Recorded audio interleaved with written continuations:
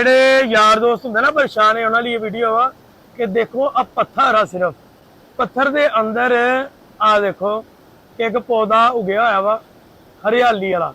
ਠੀਕ ਆ ਕਿ ਅੱਲਾਹ ਤਾਲਾ ਜਦੋਂ ਚਾਵੇ ਜਿਸ ਟਾਈਮ ਚਾਵੇ ਤੁਹਾਡਾ ਵਕਤ ਚੇਂਜ ਕਰ ਦੇ। ਤੇ ਤੁਸੀਂ ਨਾ ਸ਼ੁਕਰੀ ਕਰਦੇ ਯਾਰ, ਕਿੱਡੀ ਜ਼ਿਆਦਤੀ ਆ ਤੁਹਾਡੇ ਲਈ। ਲਿਹਾਜ਼ਾ ਅੱਲਾਹ ਦਾ ਸ਼ੁਕਰ ਅਦਾ ਕਰੋ, ਯਕੀਨ ਉਹਦੇ ਤੇ ਰੱਖੋ। ਬੰਦੇ ਤੇ ਕੀ ਯਕੀਨ ਰੱਖਣਾ ਵਾ, ਬੰਦਾ ਤੇ 500 ਜੇਬੀ ਚ ਪਾਉਂਦਾ ਅੱਲਾ ਸਪੁਰਦ। ਲਿਹਾਜ਼ਾ ਅੱਲਾਹ ਤੇ ਯਕੀਨ ਰੱਖੋ। ਤੇ ਆ ਵੇਖ ਲਓ ਤੁਹਾਡੇ ਸਾਹਮਣੇ ਹੈ, ਇਹਦੇ ਤੋਂ ਮਿਸਾਲ ਤੁਸੀਂ ਲਾ ਲਓ।